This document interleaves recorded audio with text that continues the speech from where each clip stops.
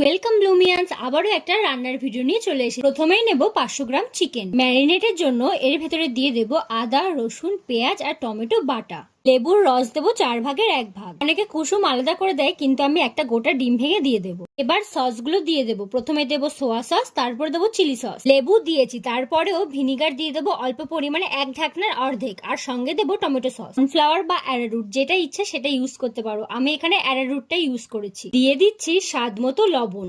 ধনেপাতার ফ্লেভারটা আমার খুব ভালো লাগে, তাই দিয়ে দিচ্ছি কুচিয়ে রাখা ধনেপাতা। এবার এটাকে ভালোভাবে মাখিয়ে নেব যতক্ষণ না পর্যন্ত মশলাগুলো মিশে যাচ্ছে। এর ভেতরে আরো কিছু মশলা দেবো, আমি হাতটা ধুয়ে আসি।